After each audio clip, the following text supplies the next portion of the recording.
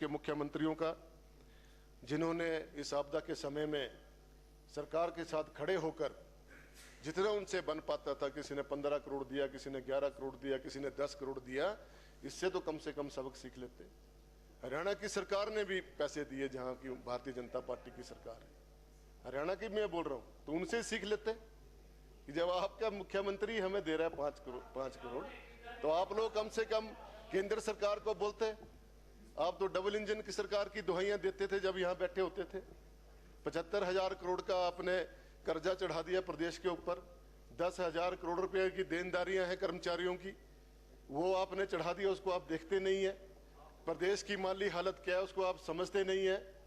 कहां तो आप लोगों को इस समय में ऐसी बातें ना करते हुए स्वेच्छा के साथ मुख्यमंत्री के साथ पूरे दल बल के साथ दिल्ली में जाना चाहिए था और प्रदेश के देश के माननीय प्रधानमंत्री को कहना चाहिए था कि आप ज्यादा से ज्यादा पैसा दें, तब तो हम आपको शाबाशी भी देते। आप यहाँ कह रहे हैं भेदभाव हुआ। आप कोरोना के समय में देखिए क्या किया आप लोगों ने। आप तो बड़े बड़े जोर जोर से चिल्ला के करते थे कि कांग्रेस के लोग घर में सोए रहे, इन्होंने कुछ काम नहीं किया। और जब हम उस तरफ बैठे हुए थे तो हम भी अपनी वेदना व्यक्त करते थे कि माननीय मुख्यमंत्री महोदय, हमारी बात भी सुनिए, एमएलए को जो इंस्टीट्यूट है उसको मजबूत करिए। तब आप सुनते नहीं थे, हल्के में लेते थे। आज आपको पीड़ा हो रही है। ये मैं इसलिए कह रहा हूं कि दोनों पक्षों की बात है। विधायक तो विधायक है, जब हम भी विधायक थे हमारे साथ भी ऐसे ही होता था, कहीं बुलाया नहीं जाता था। कहीं आपके भी हारे हुए लोग उद्घाटन करते थे, हारे हुए लोग जो है सामग्री बांट रहे हैं, चेक बांट रहे हैं, तो क्या उस समय हमारी भी वेदना आपने नहीं सुनी? और आज आप राजनीति की बात कर रहे हैं। और आज जब इस प्रदेश में इतनी भारी नुकसान हो रहा है, जब आपको सब पता है कि इतने इमारतें गिर गई, इंसान मर गए, 441 से अधिक भी हो सकते हैं, और पशु बह गए, मर गए, जंगल के जंगल बह गए, पीडब्ल्यूडी को नुकसान हुआ, आईपीएच को नुकसान हुआ, बिजली विभाग को नुकसान हुआ। कौन सा ऐसा विभाग है जो छूता रहा हो? और यदि इन सब का आकलन, अभी तो बहुत सारा नुकसान और भी हो सकता है। जैसे घरों में दरारें आई हैं, अभी वो निरंतर गिरते जा रहे हैं, कभी इक्का दुक्का घर आज भी गिर रहे हैं जिनमें दरारें आई हुई हैं। मैं तो धन्यवाद करना चाहूंगा माननीय मुख्यमंत्री महोदय का। उन्होंने स्पेशल रिलीफ फंड का जो मैनुअल है उसको बढ़ाया अपने तौर पर। आप लोगों को बधाई देनी चाहिए थी, लेकिन आपसे कोई शब्द नहीं निकल पा रहे हैं। मैं धन्यवाद करना चाहूंगा पंचायती राज मंत्री का कि मनरेगा के अंदर उन्होंने जहां 50,000 रुपया एक डंगा लगाने के लिए दिया जाता था, आज 1 लाख रुपया उसकी स्वीकृति करी है। अब क्यों नहीं इन चीजों को देख रहे? बहुत सारे बदलाव इस सरकार ने किए हैं, बहुत सी चीजें जो है जनता को दी हैं, और बहुत से पैसे अभी मिलने भी शुरू हो गए लोगों को।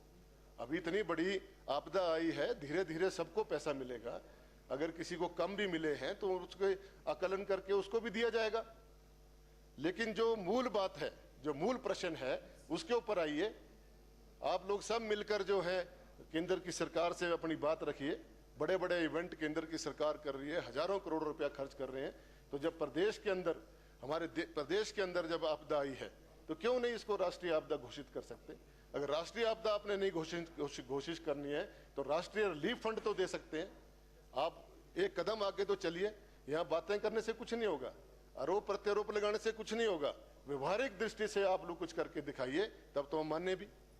यहाँ बहुत बड़ी बड़ी बातें हो रही थी कि 6,000 मकान दे दिए। कौन से 6,000 मकान दिए? आपको याद होना चाहिए, देश के प्रधानमंत्री ने लोकसभा के अंदर कहा था कि 2022 तक एक भी घर कच्चा नहीं रहने दूंगा। आज क्या हुआ? धाराशाही हो गए मकान। आप बोलते 6,000 मकान दे दिए। 1 लाख रुपए, 1,30,000 रुपए दे के आपने कौन से एहसान कर दिया? 1,30,000 रुपए से कोई मकान बनता है? अरे आप बोलते हैं कि यशस्वी प्रधानमंत्री हैं, बदलाव कर दिए, ये कर दिया, वो कर दिया, चकाचौंध कर दिया, दिल्ली को ये कर दिया, वो कर दिया। अरे आप उसमें कम से कम 2.5-3 लाख रुपए तो देते हैं मकान बनाने के लिए। 2022 में जो मकान देने थे, आज आनन फानन में आपने देखा कि अब मुंह बंद करना है, चुनाव आ रहे हैं 2024 के, तो 6,000 मकान स्वीकृत कर दो। हम तरपाल दे रहे हैं तरपाल महाराज, सबको मिले हैं तरपाल। ये झूठ बोलने की बात है।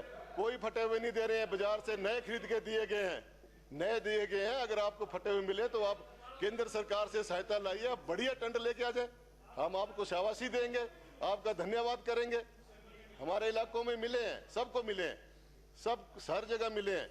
और माननीय मुख्यमंत्री महोदय ने हर क्षेत्र का दौरा किया, हर जगह जाके उन्होंने खूब आकलन किया। मंत्री स्वयं गए, सारे विधायक अपने अपने क्षेत्रों में पूरे जोर के साथ पूरे एक एक घर के अंदर गए, उन्होंने देखा वहां पर क्या हो सकता था।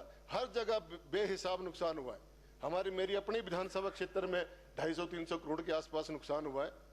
लगभग 100 करोड़ के आसपास तो पंचायती राज विभाग को नुकसान हुआ है, 50 करोड़ के आसपास पीडब्ल्यूडी को हुआ है, 30-35 करोड़ का आईपीएच विभाग का हुआ है।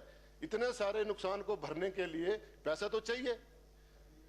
कि एग्रीकल्चर का नुकसान हुआ है, लोगों की जमीन तबाह हो गई है, फसलें तबाह हो गई हैं, ये हर जगह हुआ है, हमारे भी हुआ है, आपके भी हुआ है।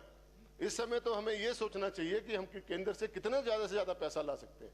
क्या जब उनको ऐसे तो भाषणों में बड़ी बड़ी लंबी बातें करते हैं, सेपू बड़ी की बात करते हैं, बेसन की बात करते हैं, फिर बोलते हैं मेरा दूसरा घर है।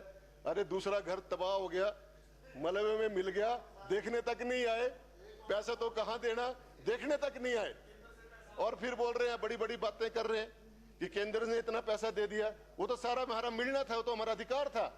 स्पेशल क्या दिया, आप उसके बारे में बात करिए। जो इस समय पैसा मिलना चाहिए था वो पैसा आपने नहीं दिया।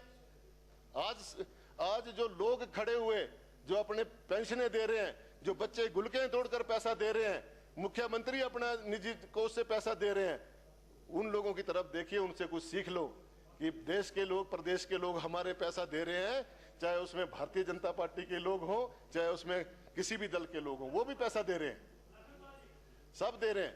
लेकिन आप लोग, मुख्यमंत्री ने भी दिए। कोई बात नहीं, नहीं बैठे, कोई बात नहीं, रिकॉर्ड हो रहा है सारी बात का। और आप तो बड़ी जोर जोर से भाषण कर रहे थे, जब वहां बैठे होते तो आप तो टोक टोक के हालत खराब कर देते थे, बोलने ही नहीं देते थे, हमारी तरफ तो देखते ही नहीं थे, सत्ता पक्ष को ही देखते थे, सत्ता पक्ष को देखते थे, विपक्ष की तरफ तो आप ध्यान ही नहीं देते थे। 5 साल का खुमार आज खूब निकाल रहे थे आप, आपको उस समय मौका नहीं मिला बोलने का, इसलिए आप आज बोल रहे थे कि मैं खूब बोल लूं आज, ताकि मेरे भी कुछ नंबर बन जाए।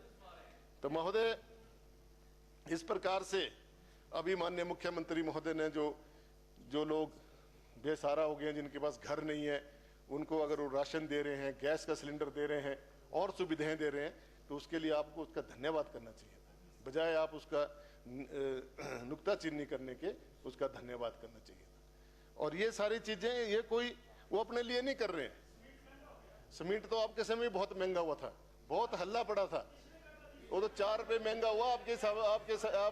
आपके कार्यकाल में तो 45-50 रुपए महंगा हुआ था, तब आप हड़बड़ा करके मीटिंगें करनी पड़ी, फिर भी कम नहीं किया था उन्होंने। ये तो छोड़ दीजिए आप बात। अगर आज महंगाई हो रही है, उसमें केंद्र सरकार दोषी है।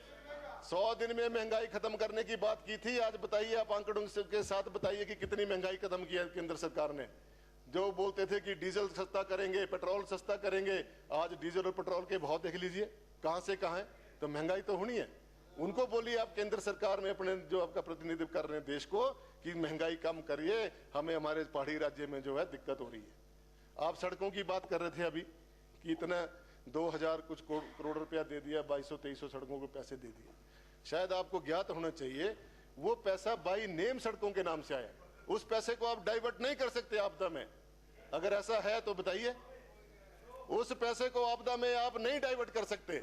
वो पैसा अगर किसी सड़क के लिए विशेष के लिए आया हुआ पीएमजीएसवाई में, तो पीएमजीएसवाई में ही खर्च होगा पैसा। वो आपदा में खर्च नहीं कर सकते हैं, उसके लिए स्पेशल आपको परमिशन लेनी पड़ेगी। ये सच्चाई आप नहीं बताना चाहते हैं, वो आप उसको भी उसमें जोड़ रहे हैं कि पैसा दे दिया।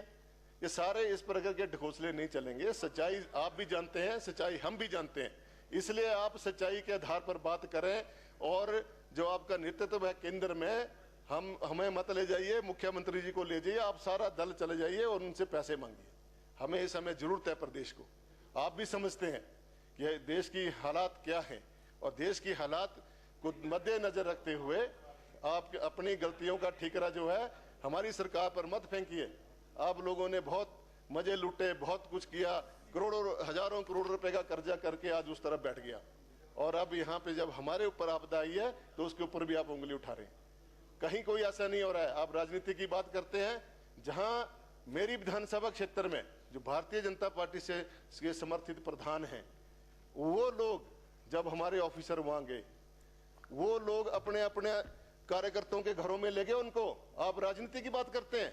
आपके तो इतने द्योम दर्जे के जो प्रधान पंच हैं, वो पटवारियों को लेके गए, एग्रीकल्चर अफसर को लेके गए और उन्होंने कहा ये कांग्रेस का घर है, इधर नहीं जाना, इधर चलो, ये भारतीय जनता पार्टी के घर, यहाँ चलो। आप राजनीति की बात करते हैं?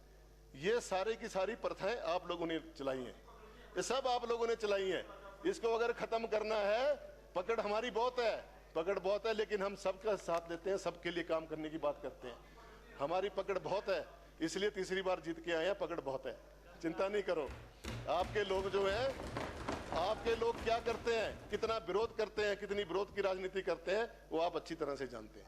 हमारे लोग सबका विकास, सबका साथ हम देते हैं। हम लोग सबके घरों की इज्जत करने की कोशिश करते हैं, उनको मकान बनाने की कोशिश करते हैं।